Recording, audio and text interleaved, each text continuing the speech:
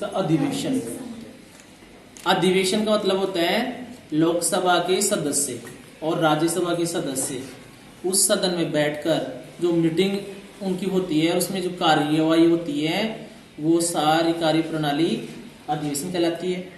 अब ये अधिवेशन कब होता है, अधिवेशन किसके द्वारा आयोजित किया जाता है और कौन बुलाता है? तो बुलाने को आहूत बोलते हैं। क्या बोलते हैं? आहूत। तो लोकसभा और राज्यसभा दोनों में जब वहां के उनके सदस्य अधिवेशन आयोजित करते हैं, अधिवेशन बुलाया जाता है, तो ये कार्य करता है भारत का राष्ट्रपति। कौन करता है? राष्ट्रपति। दोनों में, लोकसभा में भी और राज्यसभा में भी, दोनों सदनों में अधिवेशन को आहूत करने का कार्य करता है राष्ट्रपति। अब यहाँ ध्यान देने योग्य तथ्य यह है कि लोकसभा में 2 बैठकों में अंतर अधिकतम कितना हो सकता है? 6 माह। तात्पर्य यह है कि 6 माह के भीतर आपको, यानी हमारी इसी लोकसभा को अपने अधिवेशन का आयोजन करना ही पड़ेगा। उसके बाद में हम पढ़ते हैं पदाधिकारी। पदाधिकारी इतना बड़ा संगठन है, उसकी कार्य प्रणाली किस तरह से संचालित की जाती है, तो वहां कोई पदाधिकारी होगा। उनमें लोकसभा के जो पदाधिकारी हैं वो अध्यक्ष और उपाध्यक्ष। अब ये अध्यक्ष और उपाध्यक्ष किसमें से बनाया जाता है? जब 5 साल बाद में जब लोकसभा का कार्यकाल पूरा हो जाता है और नई लोकसभा का निर्वाचन होता है, नई लोकसभा गठित होती है, तो उस लोकसभा के गठन के बाद निर्वाचित सदस्यों में से अपने में से ही किसी एक व्यक्ति को लोकसभा का अध्यक्ष बनाया जाता है और एक व्यक्ति को उपाध्यक्ष बनाया जाता है। अब ये बनाने का काम कौन कर रहा है? निर्वाचित एमपी, निर्वाचित सांसद कर रहे हैं ना। तो हटाने का काम भी वो कर सकते हैं। यदि उनको ये लगे इनका आचरण सही नहीं लगे तो लोकसभा के सदस्य निर्वाचित अध्यक्ष और उपाध्यक्ष को हटा भी सकते हैं। उपाध्यक्ष का काम क्या है? जब अध्यक्ष अनुपस्थित हो उस समय अधिवेशन का संचालन, बैठक या कार्यवाही होती है उसका संचालन कौन करेगा? उपाध्यक्ष करेगा। और हटाने की प्रक्रिया इतनी आसान नहीं है, थोड़ा जटिल है।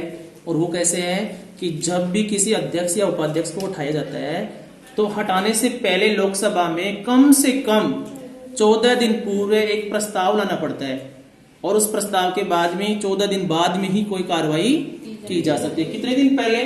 14 दिन पहले। 14 दिन पहले क्या लाना पड़ता है कि प्रस्ताव, इस सूचना का प्रस्ताव कि हम अध्यक्ष को या उपाध्यक्ष को हटाने जा रहे हैं। तो कम से कम कितना दिन? 14 दिन।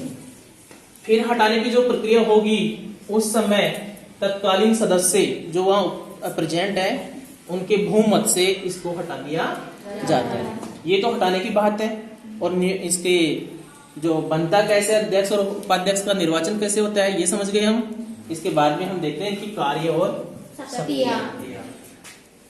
आप लोगों को अच्छी तरह से विदित है कि सन 1947 से पहले अपने देश पर किसका राज था? अंग्रेजों का शासन था। और अंग्रेजों के शासन के दौरान हमने जो इतने संघर्ष किए, उसके बाद में आजादी मिली।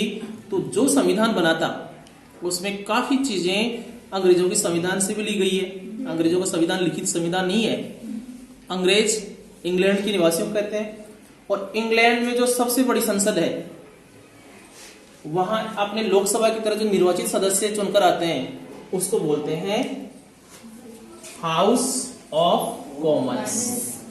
वहां क्या है? House of Commons. अपने राष्ट्रपति है, ब्रिटेन में महारानी का शासन चलता है, लेकिन निर्वाचित सदस्य लोकसभा की तरह का जो सदन है वहां ब्रिटिश लोक सदन, उसको बोलते हैं अंग्रेजी में हाउस ऑफ कॉमन्स। तो हाउस ऑफ कॉमन्स के अध्यक्ष को जो पावर और शक्तियां दी गई है वही शक्तियां, वही पावर किसको दी गई है? भारत में लोकसभा के अध्यक्ष को। अब उनमें मुख्य मुख्य जो पावर है वो देखते हैं पर एक एक टॉपिक को। कि लोकसभा की प्रत्येक बैठक को, जो भी लोकसभा में बैठक आयोजित होती है उसकी अध्यक्षता लोकसभा का अध्यक्ष करता है।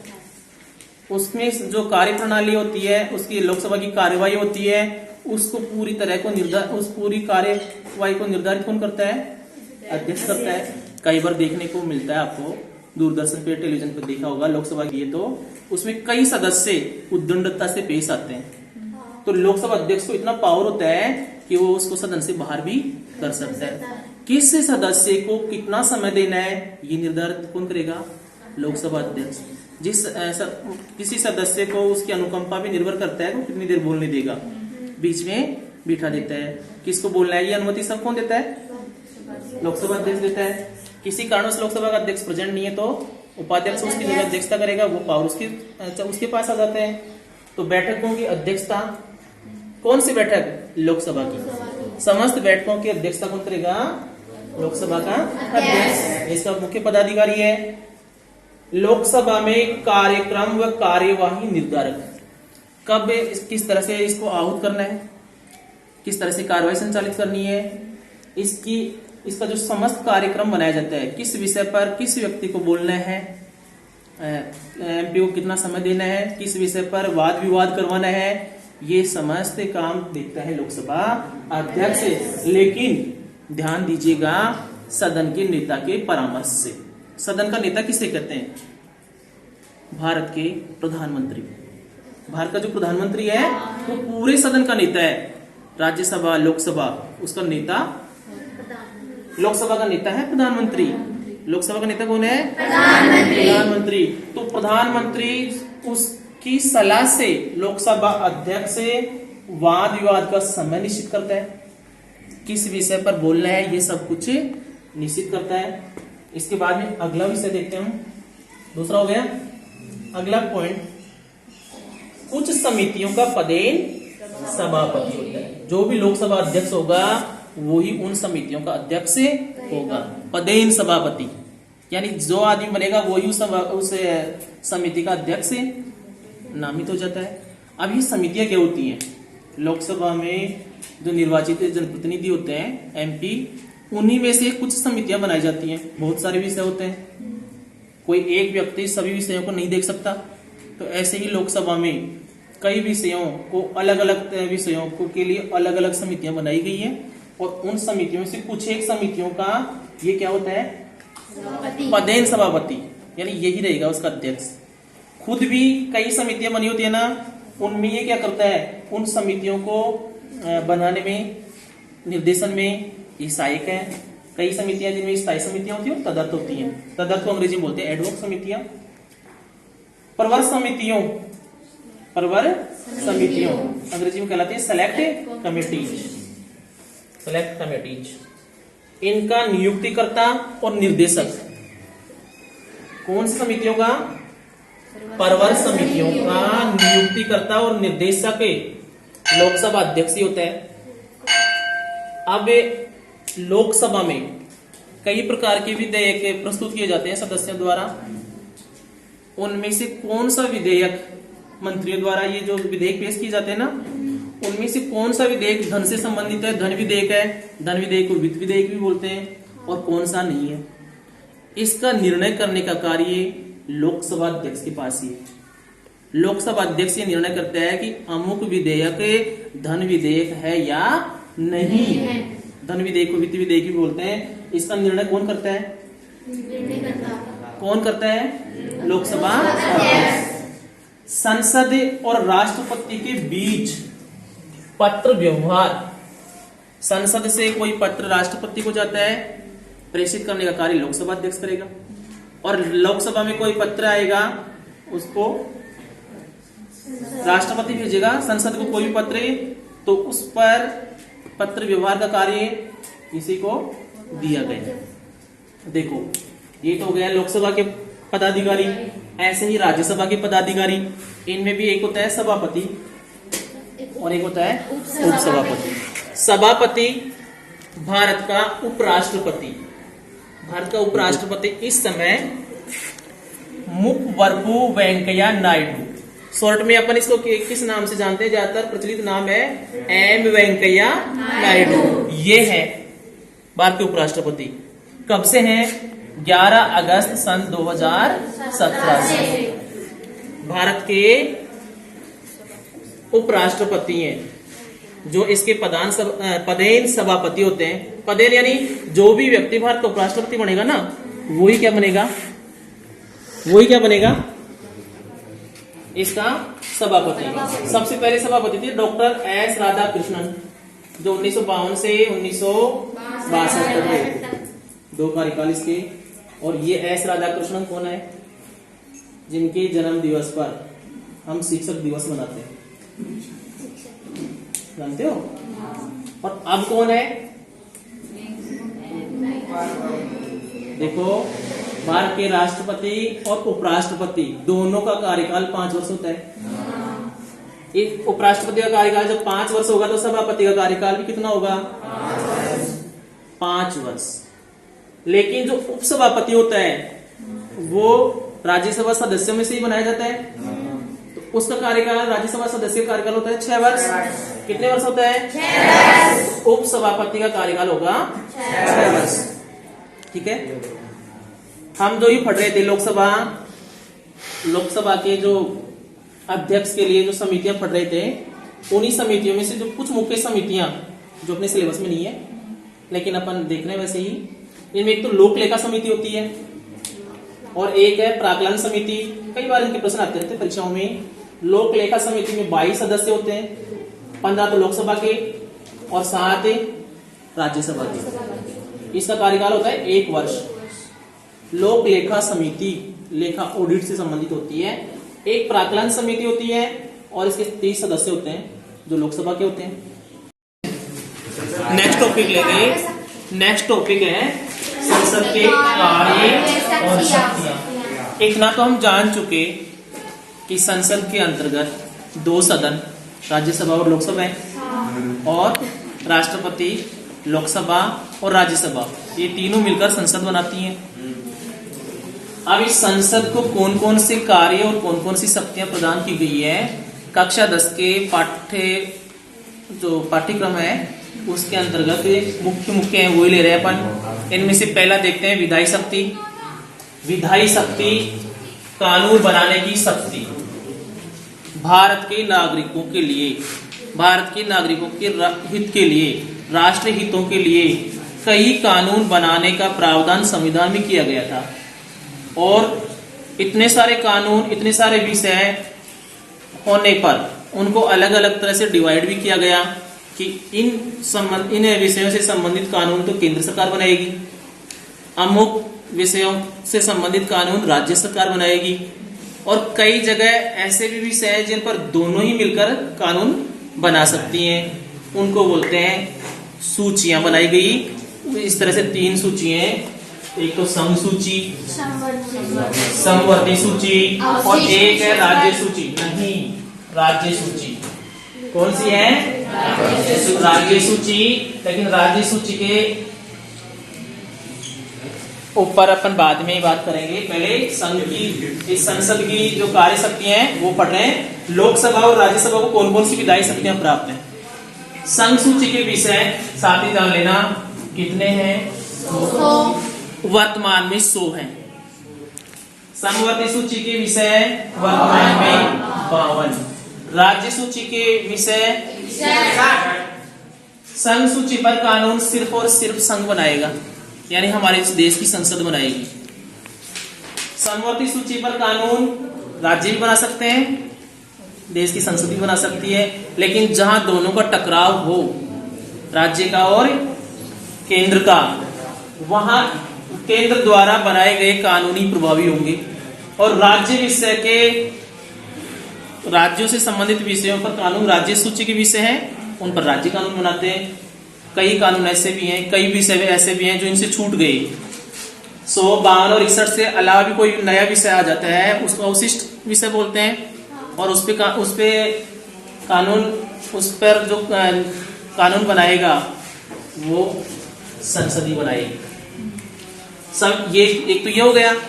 अगला है संविधान में संशोधन की प्रक्रिया। मूल संविधान को बनाते समय कई बातें ऐसी थी जो छूट गई, या उसमें कई चीजें ऐसी थी जो वर्तमान परिस्थितियों पर वो सटीक नहीं बैठती, तो उसमें समय समय पर संशोधन करने पड़ते हैं। वो संशोधन करने का कार्य संसद को दिया गया है। किसको दिया गया है? संसद को। प्रस्ताव, संविधान संशोधन से संबंधित कोई भी प्रस्ताव सिर्फ और सिर्फ संसद में ही प्रस्तुत किया जा सकता है। राज्य विधानमंडलों को ये पावर नहीं है कि उसमें कोई प्रस्ताव लेकर आए, किसको चेंज करने के लिए, संविधान को संशोधित करने के लिए। अब ये दो तरह से होता है, या तो साधारण बहुमत से या विशेष बहुमत से। सामान्य बहुमत अधिकांश में संसद ही सामान्य बहुमत से संशोधन कर लेती है। कई विषय ऐसे हैं जिनमें संसद के दोनों सदन यानी लोकसभा में भी और राज्यसभा में भी दोनों सदनों में पृथक पृथक 2/3 बहुमत आवश्यक होता है। सामान्य बहुमत से तात्पर्य समझते हो? 100 है और 100 में से 100 व्यक्ति उपस्थित हैं और मतदान करते हैं 50 और 50 तो बराबर हो गया। 51 जिधर हो गए वो सामान्य बहुमत हो गया, थोड़ा ही ज्यादा। कुछ व्यवस्थाएं ऐसी भी हैं जिनमें भारतीय संघ के आधे राज्यों की विधानमंडलों की स्वीकृति जरूरी है। वो कौन कौन से विषय हैं अगले चैप्टर में जब पढ़ेंगे तब जानेंगे, लेकिन ध्यान रखना अधिकांश विषयों में संसद सामान्य बहुमत से संशोधन कर लेती है। अनेक विषयों में संसद के दोनों सदनों में 2/3 बहुमत जरूरी है अलग अलग, और कुछ में राज्यों के विधानमंडलों में आधे से अधिक विधानमंडलों की स्वीकृति जरूरी है। वित्तीय शक्तियां, भारत के नागरिकों पर शासन करने के लिए जो संसद बनी है, तो कानून भी संसद ही बनाती है। और वित्तीय कार्य प्रणाली, भारत के नागरिकों के समुचित कल्याण के लिए किस प्रकार से आय अर्जित करेंगे और किस तरह से कौन कौन से मदों पर अपने व्यय करेंगे, इन सब को एक बजट होता है जो केंद्र में वित्त मंत्री प्रस्तुत करता है, राज्यों में वित्त मंत्री प्रस्तुत करता है। देखो, वित्त एक ऐसा विषय है जो राज्यों का भी है और केंद्र का भी है, लेकिन केंद्रीय बजट केंद्रीय वित्त मंत्री प्रस्तुत करता है। उसमें लोकसभा से वो बजट लोकसभा से स्वीकृति होना जरूरी है। प्रशासनिक में क्या करते हैं? मंत्रिमंडल है, केंद्र का जो मंत्रिमंडल है दोनों सदनों से मिलकर बना होता है।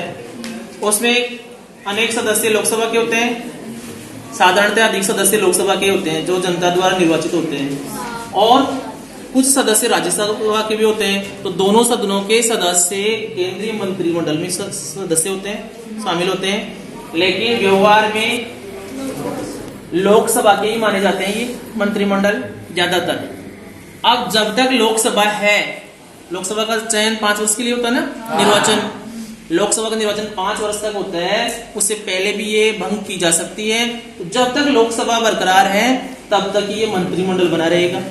मंत्रिमंडल के अंदर मंत्रिमंडल किसके विश्वास के प्रति उत्तरदायी है? लोकसभा में। जब तक उसको विश्वास प्राप्त है तब तक वो बनी रहेगी, लोकसभा के प्रति ये उत्तरदायी है। निर्वाचन संबंधी भारतीय संसद में अनुच्छेद 54 भारत का अनुच्छेद 54 है, वो निर्वाचन संबंधी कुछ इसको अधिकार देता है संसद को। उनमें से कुछ एक है कि दोनों सदन निर्वाचित सदस्य, दोनों सदनों के जो निर्वाचित सदस्य हैं मनोनीत भी होते हैं ना, 2 लोकसभा में और 12 किसमें होते हैं? 12 सदस्य राज्यसभा में होते हैं, उनको पावर नहीं है। दोनों सदनों के निर्वाचित सदस्य राष्ट्रपति के लिए गठित निर्वाचक मंडल का अंग है। निर्वाचक मंडल में राज्यों की विधानसभाओं के सदस्य भी शामिल होते हैं। और एक है अनुच्छेद 66, ये क्या पावर देता है कि दोनों सदनों के सदस्य, लोकसभा और राज्यसभा के सदस्य दोनों मिलकर किसका निर्वाचन करेंगे? उपराष्ट्रपति का, जो कि राज्यसभा का पदेन सभापति भी होता है। महाभियोग क्या होता है? जब देश के राष्ट्रपति को संसद हटाने की एक प्रक्रिया अपनाती है तो महाभियोग प्रक्रिया बोली जाती है। वो दोनों सदन लोकसभा और राज्यसभा दोनों सदनों के सदस्य राष्ट्रपति को हटाने के लिए एक विशेष प्रक्रिया को फॉलो करते हैं, जिसको महाभियोग कहते हैं। तो वो शक्तियां संसद को प्रदान की गई हैं, यानी कि भारत के राष्ट्रपति को हटाने का कार्य संसद ही कर सकती है, विशेष प्रक्रिया जिसको क्या बोलते हैं अपने महाभियोग। भारत के सर्वोच्च न्यायालय या किसी भी न्यायालय के न्यायाधीश को, सर्वोच्च न्यायालय के न्यायाधीश को या किसी अन्य राज्य के न्यायालय के न्यायाधीश को, जज बोलते हैं ना उसको, उस किसी भी राज्य के न्यायाधीश को या देश की सर्वोच्च न्यायालय जिसको सुप्रीम कोर्ट बोलते हैं, उसके किसी भी न्यायाधीश को यदि वो अक्षम हो या दुराचरण करता हो तो उसको संसद के प्रत्येक सदन में 2/3 बहुमत से उसको भी संसद के सदन में प्रस्ताव लेकर 2/3 बहुमत से उसको भी हटा दिया जाता है। उपराष्ट्रपति को पद से मुक्त करने का जो प्रस्ताव लिया जाता है वो हमेशा राज्यसभा में लिया जाता है, क्योंकि राज्यसभा का क्या होता है, पदेन सभापति होता है। लेकिन राज्यसभा में प्रस्ताव राज्यसभा में लिया जाता है, लेकिन अनुमोदन में लोकसभा की सहमति भी जरूरी है। लोकसभा द्वारा अनुमोदन होना चाहिए, तब वो प्रस्ताव आगे बढ़ेगा, तब उसको हटाया जा सकता है। और एक शक्ति राष्ट्रपति शासन की, कहने को तो राष्ट्रपति शासन राष्ट्रपति लगाता है, लेकिन उसके हाथ में पावर नहीं है, वो रबर स्टैंप का कार्य करता है। ये पावर संसद को है। किसी राज्य में राष्ट्रपति शासन लगाना हो, किसी राज्य में राष्ट्रपति शासन लगाना हो तो ये कार्य कौन करेगा, राष्ट्रपति करता है। लेकिन उसको जो प्रस्ताव भिजवाता है राष्ट्रपति शासन का, वो संसद के द्वारा होता है। और संसद प्रस्ताव भिजवाती है तो किसी भी राज्य में राष्ट्रपति शासन लगाया जा सकता है, लेकिन कब, कितने समय के लिए, एक बार में 6 महीने तक। 6 महीने से अधिक राष्ट्रपति शासन लगे तो दोनों सदनों की सहमति होना जरूरी है, और फिर 6 महीने के लिए और बढ़ाया जा सकता है।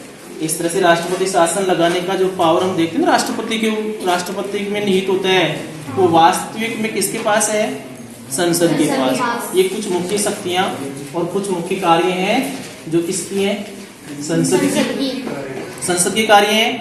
अपने सिलेबस में इतना ही है।